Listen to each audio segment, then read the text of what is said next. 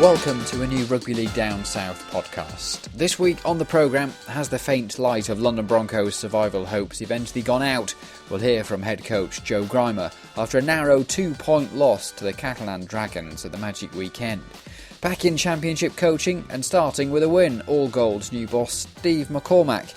We'll also hear from JOE MBU as London's Scholars are on the receiving end of an all-gold win, and commercial manager PAT CLUSKEY talks about the success of taking that Scholars game to Enfield Town, where they're playing a few games on the road. We'll talk to the South Wales Scorpions captain Phil Carlton about the development going on in South Wales, and Mrs Gota, a teacher from Richmond Park Academy, about the success of a few of their girls' teams in the Champion Schools competition. As ever, you can download this podcast on the totalrl.com website, where you can find plenty of content about the southern teams and lots of stuff going on within the game at totalrl.com, the place to head to. And also, as I say, if you make that your favourite place or your internet favourite for listening or downloading this podcast, there's the podcast menu, as well as plenty of the stuff on totalrl.com. A tweet this week at Ian Ramsdale from Danny Whizzer. This is our tweet of the week almost, who basically just said, North Devon, Raiders 18, Exeter 30. Plymouth Titans 48, Devon Sharks 24, Swindon St George 20, Somerset Vikings 34, hashtag RLDSW, Rugby League Down Southwest. Danny, thank you for that. Love being kept up with the scores. Congratulations to all the winners. Congratulations to all the other teams for making the Southwest a very competitive place for Rugby League Down South. We like that, and we like that a lot. More of your thoughts on the way in just a second. But the Broncos, they edge closer to a win, or do they? A 2-point defeat to Catalan Dragons at the Magic Weekend. Is it the final light going out on the Broncos' faint survival hopes? It was a game that you'd think they probably had to win if they were to mount a late charge to beat the drop. Close, you'd have thought, at this stage of the season, just isn't good enough. Here is the head coach, JOE GRIMA, after only his second game in charge, talking out after that 2-point defeat at the Magic Weekend. Joe, fine margins, I guess. Yeah, that's where we are at the moment, Matt. Competed hard, just unable to get that 2 points today against Dragons. The penalty count perhaps was something that cost you, especially in knock-ons. There were so many of them, but the effort was there, certainly defence-wise. Yeah, I can't question the integrity of their courageousness in defence. We're giving up so much weight advantage to the opposition, and the conditions really suited the Catalans today in 28 degrees, heat. In saying that, we just were our worst enemy, particularly in the 10 to 16th minute in the first half, and probably the last 8 minutes we had a real opportunity to consolidate our field position, and then they scored on our right edge. The penalty count, the errors, that's a worrying thing for us, because we are a reasonably high penalised team, and where we are situated on the table, we're just not doing ourselves any favours. I guess the one of many positives for you is that if you look at Catalans now from maybe 3 or 4 weeks ago, this is a sea change. It's a completely different team in terms of the confidence, the way they're going about playing in the opposition's final third, and also defensively as well. So you've clearly had an impact. Yeah, I think one of the things that I try to promote as a coach is take the shackles off the players. Don't want to treat them as boys. Don't really want to set the foundations of where they have to be on every play, but they understand what they need to be doing on every play, and that's the big difference. And they've accepted that. They've enjoyed that challenge, and somewhat we're going to have to tinker with that, because that could be part of the reason why we're not completing as we should. But certainly to give them a licence to move the ball to the areas where there's spaces, that's what I'm really encouraging in our players. I'd hate to call him a villain because he had an exceptional game, but Josh Drinkwater, you had to feel for him at the end. Yeah, I do feel for him. I've got a huge respect for Josh, and I've got a fond relationship with Drinky. Missing that kick is not the be-all and end-all to our season, because we weren't after a draw, we were after a win. So that missed goal would have got us 1 point. Would have been great, but we're certainly after the 2 points. And in saying that, but I thought Josh Drinkwater had his best game thus far by a country mile this year, and he's stepping up each week. He's taken 2 steps forward in every game, and once he understands how good he can be, and if he understood how much praise I have for him, he's going to be one hell of a halfback in the Super League competition. And the final one from me, just is it a frustration at the moment that you almost can't pick up enough points quickly enough because I guess time is against you? Yeah, I guess that'll look after itself for the next 2 or 3 weeks. We play Hull FC into Hull KR over the next fortnight, so we'll probably have a real good understanding of where we are in 2 or 3 weeks' time. It is what it is, and I don't shy from the fact that we are in last spot, we haven't won a game, but it won't be through lack of effort and lack of work on the training pitch. That's the Broncos head coach JOE GRIMA talking to Matt Newsom after the defeat at the Magic weekend. And I don't know, do you think possibly with 13 games played in the season, Broncos still 60 points difference behind Bradford, 8 points from safety. Wakefield 8 points, Salford 9 points, having won 4 games each. You'd guess Broncos will need to win 5 in the second half of the season if they are to catch one of them and beat the drop. Like I say, 13 games in, you'd have thought that's going to be rather difficult at this point in the season, particularly after losing that narrow game by 2 points. Winnable games ahead, but can they do it? Be interesting to hear more when we eventually get around to talking to the new management structure at the London Broncos, which I know I keep promising you, but we are working on it. It is coming, I promise you, as soon as we can. A couple of tweets at Ian Ramsdale or using the hashtag RLDS on Twitter from Saturday. Matt Newsom there, who did the interview, saying fringe defence excellent from the Broncos early on. Solomona and Caton Brown have both denied Oldfield out wide, getting through a lot of work. 18th man rugby league, sweet in Landon. Anthony Carey, yes, get in London. Hashtag RLDS. That was when one of the first tries went in. Eastbourne Exiles just spotted that one. Good turnout of new faces, they said on Saturday. More people being made aware of rugby league down in the south, which is always good to hear. Mike Grady, the head coach of South Wales Scorpions, will hear from their captain a little later on. He said need a day like the Magic weekend for championship sides as well. And Chris Irvine of the Times saying more of the Times newspaper saying more in that for London Catalan Derby than usual. Many more mingling outside, but he was saying that more people are inside the stadium than has been for the first game of the Magic weekend for a while. And he said they tipped Broncos for a win. Well, that wasn't going to happen. Nigel Whisker of the Sunday People tweeting merde, a French word, which you can Google if you don't know what it means. And Goose saying good first game between Broncos and Catalans at the Magic weekend. Diane saying if only Scott Moore hadn't played and Mins had passed for that walking try in the second half, then the likelihood is they would have won. They were very close, weren't they? But close isn't good enough. Adam saying too many handling errors first half. Defence looks better. Agonising for Drinkwater. He's had a tough couple of weeks, hasn't he?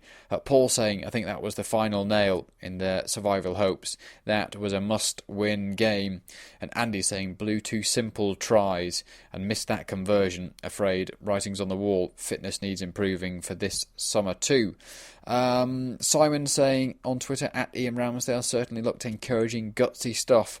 I dared to think the win might be on for a while. Unfortunately, it wasn't. And we'll have more of your thoughts later on, as Phil saying, great day out at Magic Weekend. A mega lager frenzy. Very nice. Shane Broncos came close, but let's face it, they're a championship team, says Phil. Interesting to hear your thoughts if you want to contribute to the programme.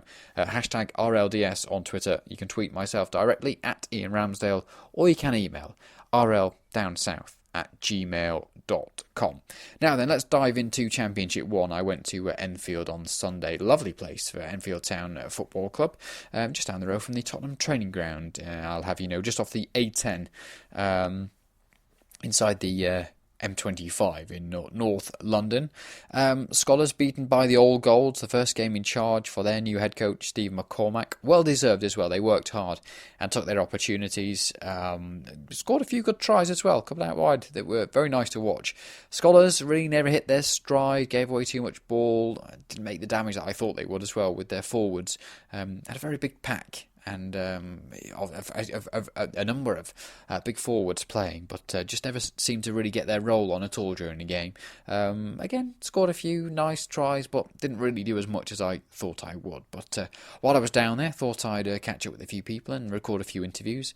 Did as much as I could for the programme, of which you'll hear in just a second. But first of all, of course, had to stop to talk to the head coach of the All Golds, his first game back in the dugout in the Championship, coaching the All Golds to victory in Championship 1. Here is Steve McCORMACK. Steve, must be nice to be back in the coaching role, isn't it? I loved every minute of it, yeah. I forgot how stressful it was for a while, but I've been doing it for 16, 17 years now full time, and I've had 12 months off, obviously the World Cup, but to be involved in club rugby and, just the atmosphere here and both sides and the ground, and obviously when it's sunny it's always nice, and getting a win, so delighted. What did you make today? Your side worked really hard. The conversion has sort of skewed the scoreline a little bit. You were probably more comprehensive winners than the scoreline suggests.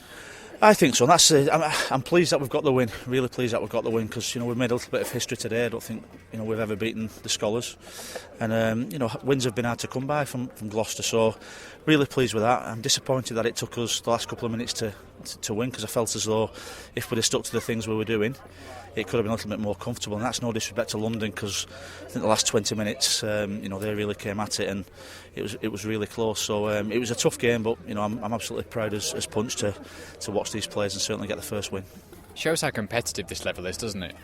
It is. I'm a big believer that both the Championship and Championship 1 is a great brand of rugby, and the crowd here was superb, but we just need more people watching it. I mean, Super League's the pinnacle of our game, and rightly so, but the brand of football, and anybody who came here today, whoever you support or whether you're neutral, they're always close games, and I thought for whatever it cost to come in the ground today, they've got the money's worth. And as a venue as well, this is the first time that the Scholars have been here playing a few games, because their home ground's being redeveloped, but it's a lovely place, isn't it? It's not a bad Championship 1 ground. Perfect. This is absolutely perfect, and to be fair, it's all, I was speaking to a few the groundsmen when I first came in. I was here early, and just the atmosphere, and it's a club that's owned by the supporters, Enfield, and I had a good chat, and there was 3 or 4 volunteers here this morning, and getting the stands up and getting the marquee up, and doing the pitch, and it's absolutely immaculate, this ground. And it's difficult for London changing venues all the time, but I'm sure that if they can make this not necessarily the home, but the more games they play, then the better they'll go. We talked this week, and I know obviously it's very new for you, and you don't particularly know what's gone before, but have you done anything different, or what have you done? What's your approach coming into this club? Well, I do know what they've done before, because I've watched them in minute detail, really. I've watched every game, but to be fair, whatever's gone before, Brad Eppy's done a brilliant job here. I know Brad personally as well. Coached Brad at Salford all them years ago. He's done a superb job. So he's put some good foundations down, and I think it's just a matter of building on what Brad's done. To be fair, and we have changed things this week. We've spoke about putting a better culture in place and looking at defensive aspects. Before this game, we've been conceding just over 30 points a game. A bit disappointed with some of the tries they got, but slowly but surely we want to be a side that teams don't like playing. I think as it stands now, or hopefully it might change after today, when you're playing Gloucester, a lot of teams think it's going to be an easy 3 points, and that can't happen. We need to change that, and I think we've shown today that on our day we're a good side. I can say results like today, and particularly when people look at the manner of the win and how it was, people will be impressed and think that you're not a walkover, are you? And you won't be there. No, we won't. I mean, it's a tough league. You have to play well every week, else you struggle. But no, we won't be a walkover. I think the club's maybe had 4 wins in 2 years. So we need to change that. And from what I've seen so far while I've been here, the facilities at Gloucestershire University, the staff what's already in place. Obviously, Lionel Hurst is a very passionate person, and he's not on his own. The university's full of people like that. But we've got to get it right on the football field. And a small step today is a long way to go. And Oldham come to town next week, which is another massive battle for us. But we have enjoyed ourselves today, and hopefully put a little bit of a marker down. You obviously know Oldham well. They're a traditional, they're a big team, they're a good team, and they'll be a strong team as well. Outstanding team, well coached. Scott Naylor, was another player that I coached at Salford. He was an outstanding player and he's an outstanding coach, and they'll be coming to town, and we'll be ready for him. There's no doubt about that. But we've got to play better than we've played today. we've got to work hard this week. And to be fair, we've got to patch a few bodies up. There's a spell straight after half-time where I've made 3 subs because of injuries, and we had 2 players fit to go back on the bench. And we've got to probably add to the squad as well. But we'll give Oldham a good game. They've spent an awful lot of money on the side this year, and they expect to go up. So we'll be ready for them, but we certainly know we've got to improve.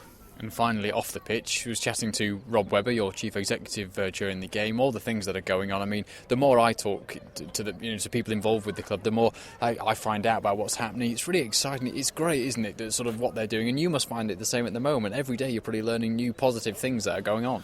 Well, I hadn't got a clue about Gloucestershire. The All Goals. I obviously heard about them, and seeing that they've been competitive but struggling a little bit on the field. But when you come down and see what facilities are here, and you hear that a lot, don't you? You hear that this is the place to be, and it's outstanding. They've got a tremendous link up obviously with the university. They've got scholarships. I've just watched the 19s play today, some superb kids in there. They've got a book side which has been quite successful the last couple of years, under 16s teams, and feeder clubs from or feeder colleges around Gloucestershire, which up there with the best in the country. So it just needs putting together. It's not quite one club. The thing is, we've got good people and good clubs and good age groups, but that all needs putting together, and if it can get a pathway for the coaches and the players to come through, which we've had a debutant on the wing, young Danny, today, and he was superb. Made a couple of errors, but he toughed it out, and that's what it's all about. So that's the All Golds head coach, STEVE McCORMACK, after his first game back in charge of a side in the Championship. Good to catch up with him and have a good chat. It was a very impressive game from his side, and he wants to do more as well. As I had in other conversations than just sort of improve that first team. Also talked to the chief exec down at the All Golds, Rob Webber. Nice to meet him. He's been on the programme a few times, but never met him. So good to shake hands and have a quick chat with him about developments there. Lionel Hurst was there as well, a name that you'll know if you followed London Broncos for a few years. Used to be involved with the club, now doing his best to help things at the All Golds, and they've got some good plans in place. In fact, from these conversations I had, more announcements coming soon on a couple of things that they're doing to develop and build their stable down in the southwest. Exciting times, and an innovative approach even for what they're doing there. It will be interesting to see if they can make this a ongoing, sustainable and very productive system, which it has all the signs of at the moment, and it's going that way. They're getting the results this year too. They've won 3 of 7 with 4 bonus points. So it's all going well for the Old Goals this year. A bit tough for Scholars, isn't it? 2 wins in 8, and not easy. We'll hear from JOE MBU in just a second. A few of your thoughts on Twitter though from the game. Stuart saying no Rob Thomas for Scholars doesn't help the go forwards for them, although they did have plenty going forward, Stuart, in the game. Good to see Will Lovell and Erjan Delapi getting some game time after injury, says Jeffrey. They were the 2 of 4 that were named on the London Scholars dual registration. Jamie O'Callaghan on one of the others, and just scanning the team sheet now for the other one, which was it goes up and down. James Woodburn Hall, of course. Jamie O'Callaghan and James Woodburn Hall, the other 2 dual reggers playing for Scholars on Sunday. Mason Caton Brown, in fact, tweeting, couldn't stay to watch the rest of the Magic weekend, but enjoying some rugby league down south with London Scholars RL. So he was at the game, didn't see him. But good to see him in support. Danny, who we heard a tweet from early, saying, great win, lads, never in doubt. Come on, you All Golds. Hashtag RLDS. And a couple of other tweets from Danny saying, pocket debut for Steve Mack under 19s and first grade, fantastic. Enjoy the trip home. Get fit soon. Kane Dimmek and Liam Rice-Wilson injured, he says, both in the All Golds under 19s Academy and South England, both ex-Broncos scholarship. Danny, thank you for your tweets, and a couple of others as well while I just scroll down my Twitter feed. Beckenham Bears got in touch to say, Beckenham Bears 34, Elmbridge 16, thanks for the game, and we'll see you at ours, they say, at London RL. Use the hashtag RLDS. Beckenham, good to hear from you. And saw a tweet from the Hammersmith Hills Hoist saying, cheers boys, we'd love to play more, didn't think we'd be playing 2 months ago. Stoked to be back. That after the Southwest London Chargers, said great to have you back, the Hoist, them saying after an emotional day back in the famous green and gold. The great results, 16-8 versus South West London Chargers, 18-0 versus Esher. Good to see the predominantly Aussie side doing well in London. They enjoy their footy and they enjoy playing. Good to hear from them, and they're using the hashtag RLDS as well, which is always nice to see. Back to the interviews then, and back to that game for the Old Golds. A win for them, but defeat for the Scholars. We mentioned 2 wins in 8, having it tough at the moment. I had a quick chat after the game with their head coach, JOE MBU. Joe, how are you feeling after that? Tough to take, I guess. No, definitely. It's just a bit deflated, really. Before I had a strong team, and Friday we trained well, we looked good. And then today we just didn't seem to go our way. We had a chance to close the game, and we give away a penalty, and they get back in our own half and score.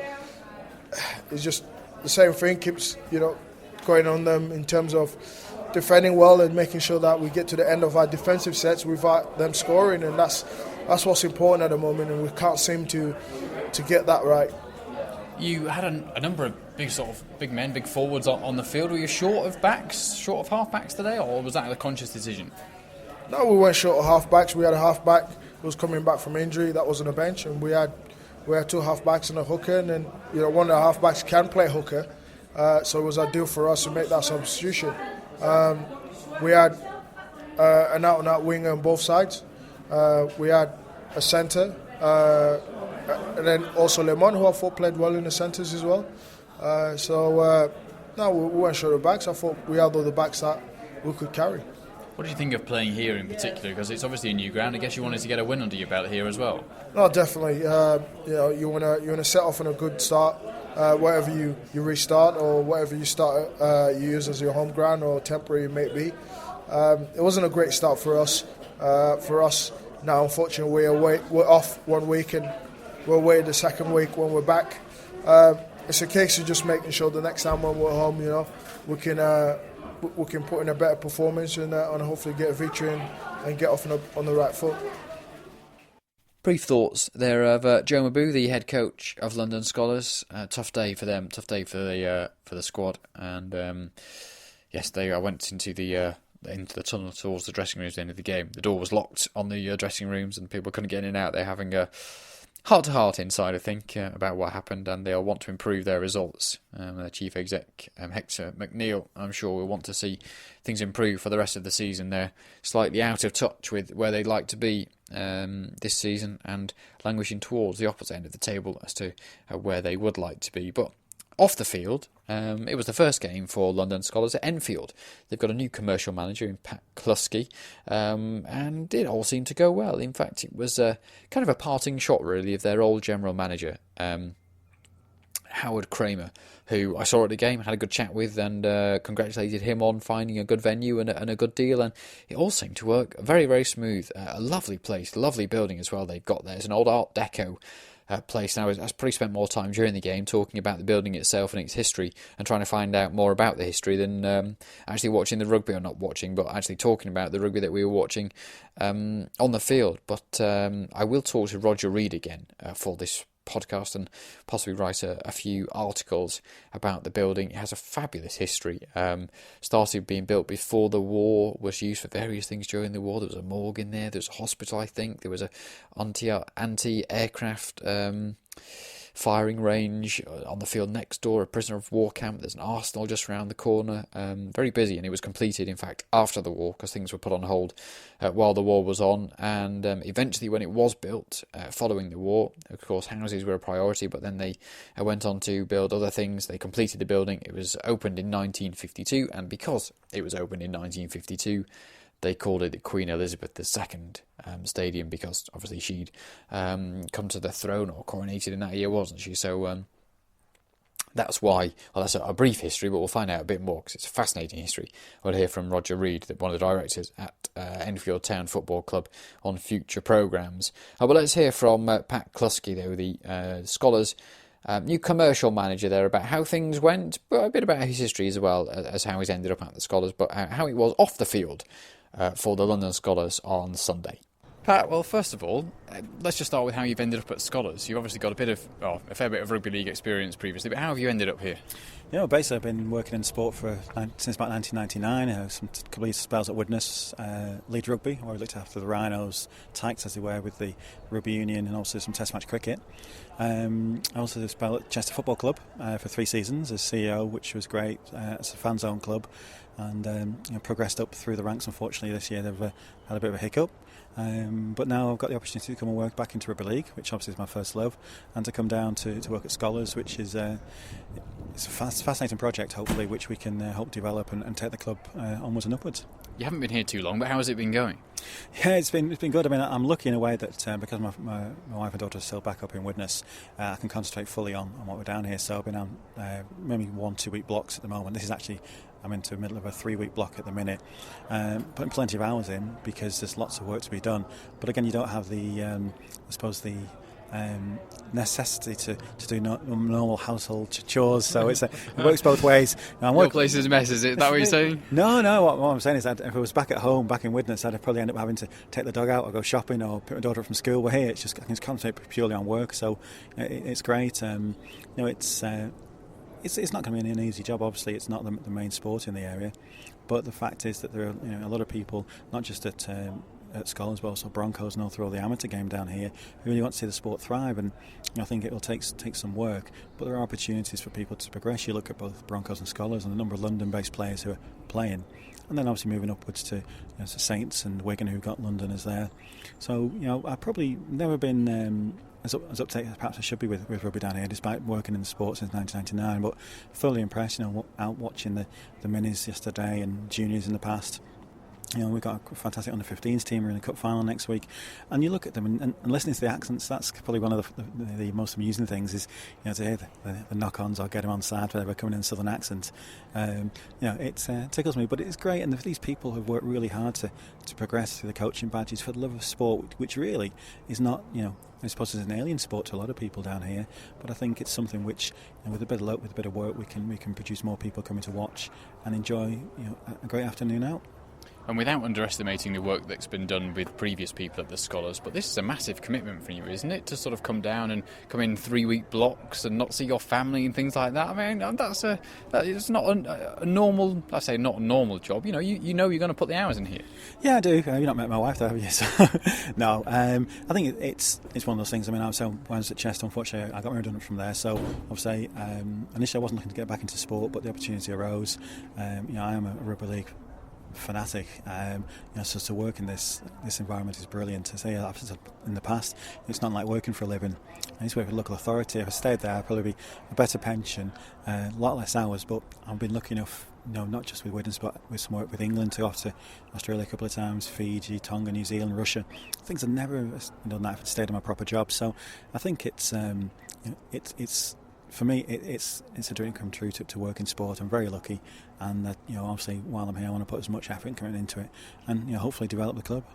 And standing here as we are at Enfield, outside this magnificent Art Deco building, I've just been talking to Roger Reid, who was on the podcast from last week, about its history, which again is fascinating. I'm going to do an article or a piece on that in the podcast in a few weeks' time. But I mean, forget off the field for today. How has it been off the field here? It seems to be a nice place, really well run. It seems to have worked out really well. Yeah, I mean, myself and Matt Cuss have probably been here most of the week. We were here 9 o'clock on Friday night putting posts up. We're here today. But with not just the help from ourselves, but Enfield Town have been fantastic. Enfield Ignatians Rugby Union Club, again, they've had the posts out. They were here today. The under-19s played on one of their pitches beforehand. And again, we just want to try and... It's a real partnership between league, union and football. And it's something which I think is worthy of some recognition from the local people as well. Obviously it's a new sport to people as well, but the fact is that we couldn't have asked for anything else. They've bent over backwards. Jack Lucas, the groundsman here, has taken time off from his proper job to come and help get the pitch, and it was immaculate today. It was just perfection. And I know we're getting a 4G pitch at the New River, and I also know the pitch is in great condition, or was this season. But to come up here, the players were just really impressed with it when they trained Friday night, and said that the staff here, they're all mainly volunteers, couldn't have done more for us. It does seem like sometimes when you have a ground share or a partnership, sometimes there's a bit of animosity, but everyone here today has been really helpful, from the people coming through the gates to the people that have been organising all. It seems like you have really got a partnership here. I hope so, yeah. I mean, we've got 6 games here for the season, and Obviously today's the first, and it's worked well. I think maybe a couple of teething problems, but they were probably that we knew kind of behind the scenes. But hopefully front of house, that most people had a great time. In fact, there was the beer tent, the bars, the real ale on, Magic Weekends on, which obviously helped some people. You could walk around the ground, you could stand behind the goal if you wished, and just very relaxed atmosphere. A lot of people have been today. We've got some potential new sponsors here today who've never been before. I've had a great time, and it's trying to get people down to see what rugby league's all about. And that's something that we're trying to work on. So we've done it today with a couple of companies, and we hope that they'll come back as sponsors. And again, we'll look for the next fixture against South Wales on the 7th of June to do likewise. And you've also, in the time that you've been down here, tried to set up a bit of a supporters club and got a bit of interest. You have some very loyal fans, not a massive bunch, but a couple of people who are loyal to you, and you feel like you should sort of get them together and sort of find out their views and feelings as you sort of take your club forward. That's right. I mean, it can't be a one-man band. It's got and the fans are very important. What I'm impressed, again, the number of fans who actually season holders at Broncos and Skolars. I think they're true rugby league fans. So we've sat down a couple of times. We met in the Wesley Hotel in Euston a couple of days ago. About 8 people came along on a Thursday night, and it was a pleasant evening. We spoke about what they're looking for, what they prefer when they're watching the games. A lot of people want the real ale. Maybe after the game, perhaps have some entertainment on, to be able to stand or sit. There's various things, and we want to try and get them together. We're hoping to take a supporters club bus to Oxford in June for a game, if we get the demand. And we just want to try and keep them involved, because at the end of the day, it's not my club, it's not the chairman or the owners' club. It's got to be the fans' club. And I think if we have some engagement with them and we try to listen to them and see what they want, and we put that on, and hopefully we've asked them to be ambassadors for us. They're going to hopefully go out and find lottery members for us. So to anybody who's on the supporters club, if you find somebody who wants to come to a game, let me know, we'll give you some tickets. The end of the day is that most people come to a match, as we've seen today, once they've watched it, they think it's brilliant. It's getting them down there. So what we're going to try and do is say, will you be our ambassadors? If you find somebody at work who you always bore on a Monday morning by saying, it's a great game every weekend, come bring them along next time. I'll sort the tickets out for you. And finally, just one story. I was standing at the back of the stand by the pitch for the first half, and there was a group of people in front of me. I think football fans, because they were coming along. They were talking about which team that they were supporting in terms of the colours and stuff. And one of them just said, this is much better, isn't it, standing here in the sun than it is in a cold January morning. You might have won some fans immediately in the first 5 minutes of this game today. Let's hope so. I mean, it's a pleasant afternoon. That's the bottom line. It's you can come out, you can watch the rugby, have a drink. It's just so pleasant, and obviously we've been blessed with the weather today. We can't guarantee that all the time, but I suppose, if only you could. If only you could. I'm sure the players perhaps wouldn't like it like this. It must be very, very hot out there today. I think that both teams put on a great performance given the weather.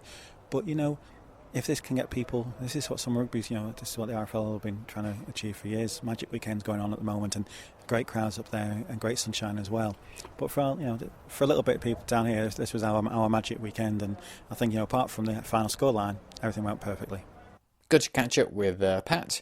Pat's Pat Cluskey, the commercial manager at London Scholars, and plenty of work being done. He sounds like he's dedicated and putting in the hard work for the Scholars. And good to see them doing well off the field. They just want to convert that now into success, or more success on the field. Had a good couple of years. It was enjoyable standing with the fans watching the game on Sunday. Got to chat with them, and they were saying they've probably been spoiled in the last few years of a couple of years of success after a few years of hard going, and they expect more of their side at the moment, and like to see them push up the table, which we all hope they can do.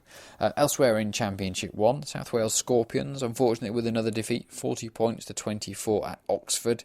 But as we've heard many a time on the programme, we talk about the development in South Wales and what goes on, and it's very similar to how things have been in London and the emerging areas over the last few years. So an opportunity for us to catch up with someone who knows a bit about that as well, and has been around the game and knows what he's talking about, the captain of South Wales Scorpions, Phil Carlton. So we talk a bit about the game, a bit about his history, and a bit about how things are going in the south of Wales. Here is the South Wales Scorpions captain, Phil Carlton. Phil, well, let's just start with the weekend. Another defeat this year, but it seemed like it was a very close game, and that win surely isn't too far away. It does. It's another tough pill to swallow, I guess, if you like. Every week we seem to be getting close, and then we seem to let silly errors cost us dearly. I mean, we played against obviously Hunslet. You'll have been aware of the score the week before, where 2 or 3 errors cost us, and their experience certainly counted against us. And again, this week to get so close, to start so well, and then to let it slip away and lose the bonus point again for 2 weeks on the bounce has been a real disappointment for us. But all that said, the boys are still pretty upbeat. We can see there's definitely progress being made, so that all goes towards a longer-term goal for us, really. Is it easier or harder to deal with it, knowing that it's errors that you can clean up? I guess it's easy, really, because if there was no answer to any of our questions or to the defeats that we were suffering, then we'd really be, we'd be struggling to make ends of it, and there's kind of no light at the end of the tunnel. But knowing that it's only to stop that offload in your own half, or to make an extra tackle, or just to tie in from that inside every now and again, you can see light in the tunnel, as I mentioned. So, yeah, it's definitely not all negative from us. I mean, it's just a case of us learning not to keep making the same mistakes, because it's a sign of insanity, I think, that isn't it, making the same mistakes every week. I've mentioned as well on this podcast many a time that Championship 1 is ever so competitive, and to stay within what was it, 16 points at the weekend, and it could have been a lot closer. It does show that these teams, if they're not winning, they're not far off winning, and it is a really, really competitive division. Well, certainly. I mean, some of our younger guys are learning it the hard way, but like I say, a lot of our experienced players, we know the situation we stand in, and as the results show, I mean, you've got Oxford, I believe, beating York the other week, and ourselves coming close to Hunslet. I mean, we can't lie. I mean, we were well off the pace in one or two of our games, and if you let the game slip from you and you make a few errors, then it can cost you dearly. But if you just compete, everyone's competitive in this league, and anyone can beat anybody. So yeah, it's a real competitive league. How is the game in South Wales? Because we've spoken to Mike Grady a couple of times so far this year. I know he's obviously new for this year, but I think I'm right in saying that you've experienced more than just this year and stuff before. How does it feel at the moment? Well, the side itself, with the senior side of the Scorpions itself, we're as close as we've ever been, really. I mean, it was very good in the first year. We've had moments in and out as the side to try to develop. Where we've tried different things inside it in the past, where you bring players in from different clubs, and it never quite has that gel and that bond. But certainly with the senior squad, it's good, and with the academies coming through now, I mean, just you can see Oxford are obviously setting out a similar path that we have, as they're in the 19s played ours this weekend before our game, and our 19s really stood out, which is really good to see, because it means there is a pathway for us to go through. The 16s coming through well as well, and with the students competing in the world in their home nations recently too. The grassroots, if you like, or the junior sides coming through have really got something to offer in the future, I think. I was going to mention that 19s game. It was a double-header, wasn't it? It was a comfortable victory. I think we can say that for the South Wales side. I know that there was a couple of Oxford lads that were fresh to the game, or fresh out of Champions schools, really. So not altogether with too much experience. But as you say, it does show that when people look at these teams and the sport and how it's doing, it's very difficult, isn't it, just to judge it on sort of one team and one level. You have to really dig deep and have a look at really what's going on. Oh, certainly. I mean, anyone outside the north of England who's been involved with rugby league, and even the guys in the north of England, I mean, they're obviously in the hotbed, and they've got a lot of players on hand to them throughout the age groups, and obviously, but for places like your areas of London and your southeast and southwest, and obviously through Wales, taking that to Ireland and Scotland too. I know we're very much developing still as a sport, and we play second fiddle to things like rugby union a lot of the time, which, dare I say, it might always be the way, but we'll keep persevering, we keep pushing on, and I mean, it just goes to show we've raised such talents as like Gil Dudson and Rodri Lloyd and all these sort of boys who've moved, and Ben Flower, guys who've gone on to do doubles at Wigan, and it can be done. And what about you? How did you get into playing league and involved with South Wales? Oh, that came through the old pathway. I mean, a long time ago, before we had Wales Rugby League took form as its own governing body, obviously it was run by the council a long time ago, and I played through the under-19 pathway then, which ran alongside the students. It was very much community-based, as opposed to performance-based, which it is now. I played with the students and was fortunate enough to get spotted while I was playing at that level, and went off and had a few seasons playing professionally in rugby union and also in rugby league up north, at Gateshead and such like. And then came back to the roost, if you like, down in Wales, and I've been here ever since. What's it like being home? Yeah, pretty well. That's great, mate. It's whatever goes on around. When you're home, it's comfortable, isn't it? You know where you are, and you've got the backing of the people around you, and it's nice. It's my mother's Welsh, my father's English, so I mean, unfortunately, my father passed away, but I think he might give me a bit of stick if he knew if I'd taken Wales as my home. But yeah, it's great. Like I say, you've got family around you, you've got your friends around you, and it makes things in this season a lot easier as well when you've got those sort of people around you to help you out when times are tough. And just a quick word on your coach, Mike Grady. He's been new this year, but how has he been? Oh, Mike's been great, to be fair. It's always tough as a new coach. I'm sure it's tough as a new coach to come in, and everything's completely new. It's not just the club, but like the whole area. I mean, he's had to move his whole life down here, which takes a lot of doing. And I've got a lot of respect for Mike for doing so. He's learned a few new words, which he's recently learned that buddy isn't a sandwich; it's actually your mate. And how we all communicate with each other. But rugby league, wherever you go, and Mike's got a good response out of the boys. They've got a lot of respect for him. With his new ideas and the way he wants to play. I mean, it's unfortunate that we can't quite deliver his game plan as he wishes every week. And he has had a few frustrating moments. If anyone who's seen him on the sideline, he's pretty vocal and he likes to get involved. And he's a passionate guy, which is what the Welsh side is all about. We're very passionate in the way we play. And his assistant with Paul as well. I mean, you can't go without mention. Paul's together they're a great team. They work hard and they get the best from us. And so let's just get this right, because I think that confused me when I was texting you earlier on today. A butty, a B-U-T-T-Y, as Northerners know it being a sandwich, is a buddy or a friend, a mate. Yeah, your good mate, your buddy, yeah. Okay. Yeah, there's a few things that are a bit different down here, but we like to be different, so... And in terms of this season, then, we talked about the win can't be too far away. What's the aim for South Wales this year? Because I guess, the long-term aim is the development, the continuation of the game and, to make things stronger day by day. And I guess, does this season just sort of fill a little hole of a building block into that future? It certainly does. I mean, we set out with some pretty grand expectations. I mean, we can't lie. I mean, obviously the results there, we fall a little short of where we'd hoped to be. We'd hoped to have a couple of wins under our belt and secured a few more stronger performances. I mean, obviously away to York being the example was definitely a point we all like to forget. But yeah, I mean, we lost our backer last year. I mean, obviously we all feel a lot. Phil Davis, a lot of credit. He put a lot of his own time and effort and money into the club, and it was obviously time for him to move on. And as with that, when a backer goes and a new one doesn't necessarily come in, we've got to thank Wales Rugby League for taking over for us. And yeah, it's a big stepping block. I mean, I think after myself and one or two others, most of the boys are only in their early 20, 21. I think there's only 4 players over the age of 26. So when you look at it like that, I mean, there's a bright future, and it's going to be hard to keep going at the moment. We understand there's a long way to go, but we're in the process of settling new facilities, new training grounds. Obviously, we've got the link with my Steg at the moment and the school there where they're building through with the academy. So things look bright. And as Gate said, in London and places like that, no, it does take time, but you can get there if you keep persevering, and the rewards can sometimes be great. So that's the captain of the South Wales Scorpions, Phil Carlton. Thank you for talking to us, and fingers crossed they can put things together and get a win or a couple more wins or bonus points for the rest of the season. As we mentioned, sometimes it's not necessarily about the winning. Of course, they want to win more games. But it's not always about the winning, it's about the development, and they're definitely moving things in the right direction down in South Wales. But as we mentioned, it's so competitive this year that I'm sure you'll see a few results from them as the season progresses.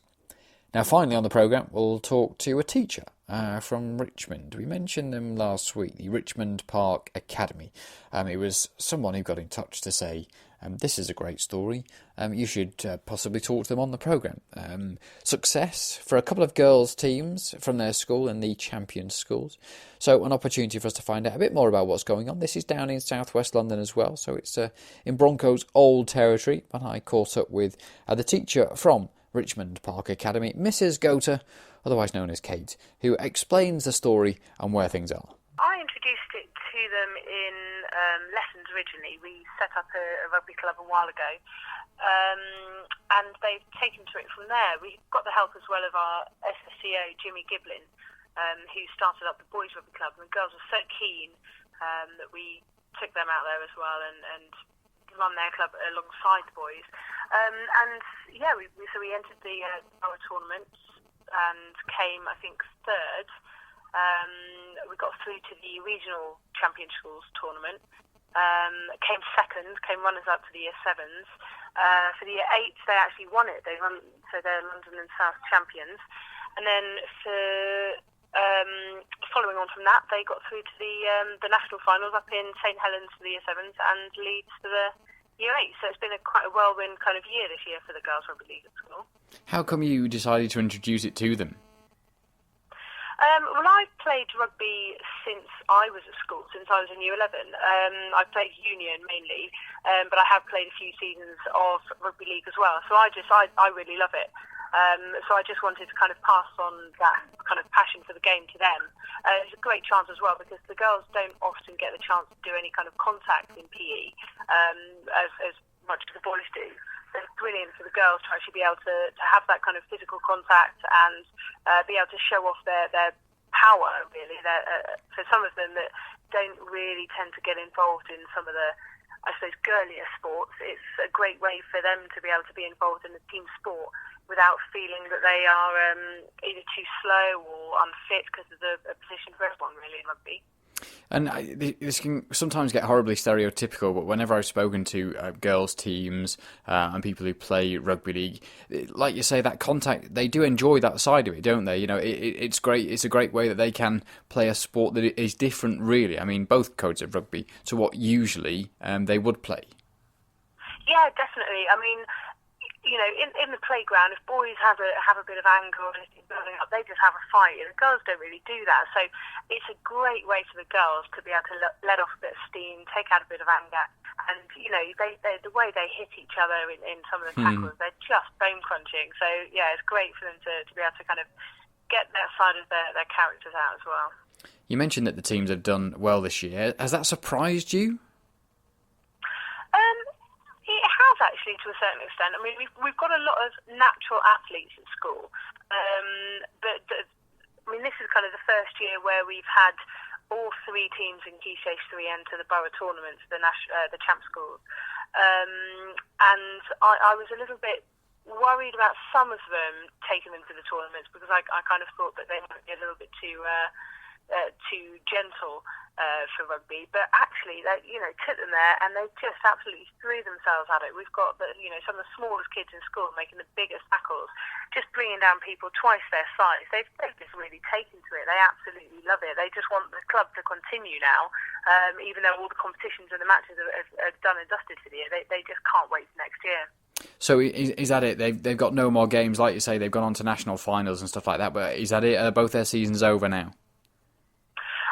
We haven't got any games arranged at the moment. We did arrange a friendly match against one of our other local schools, who are a big rugby league playing school. So we might possibly be able to arrange another friendly against them. I think it'd be great for the girls if we can before the end of the year. They've got other fixtures coming up. The tricky thing is, I suppose, with school sport is that you have to fit in matches and other tournaments around the fixtures that we already have in the fixture list. So for our borough, the borough of Richmond, we compete for girls' sports. We compete in football, netball, hockey.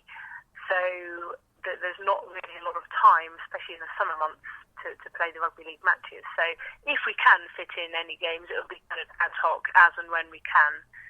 But it's always handy to have a second pair of hands to Jimmy on a Thursday when he's in. And let's just roll out the stereotype carpet again and mention the fact that you're in Richmond. You're in the heart of rugby union territory, really. How has the rugby league side of things gone down with sort of your fellow PE teachers and other people who are interested in sport in the area? It's been great, actually. I mean, all the other schools in the area since the borough tournament and the regional tournament, they've all been really, really supportive. I think in this area, since we had, perhaps not anymore, but since we had the Broncos when they were here previously, when Richard Branson was kind of sponsoring them, and they were massive. The community department was absolutely massive, and they did a lot of work in local primary schools and secondary schools. And since then, there's still been that kind of community involvement, and when they were Harlequins Rugby League as well. But obviously, since that's disappeared, the kind of work that they did within schools has gone as well. But we've kept it up. So I think through my passion for rugby and Jimmy's passion for rugby, we've kept that going. And since then, every year that we've had, the boys have loved it. They just really want to play. The girls are getting into it now as well. I think the girls that we have, this group of girls now moving into next year, I just can't wait, because there's some really exciting talent, and I'm going to try and get them all along to clubs over the summer as well. Always nice stories like that, aren't they? That's Mrs. Gota from the Richmond Park Academy, Kate Gota. Thank you, Kate, for talking to us on the programme. Always good to have those feel-good stories and hear about the development, and that is exactly why this podcast is here. If you do know of a story like that, you know of a success story, a good story, a story that maybe doesn't get the attention of some people, but if it involves rugby league and it's in the south of England, we'd love to stick it on the Rugby League Down South podcast. It does exactly what it says in the title. It does exactly what it says on the hashtag. That's probably the slogan we should go for. But that's it once again for another Rugby League Down South podcast. Hope you've enjoyed the programme.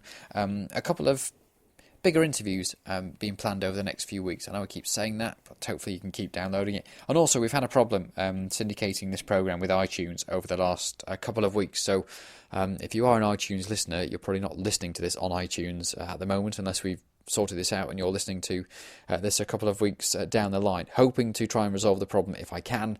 But if you are an iTunes listener normally and you've come to find this podcast elsewhere, as we mentioned before, best place, or one of the most regular places you can find it, is the totalrl.com website. Click the podcast menu.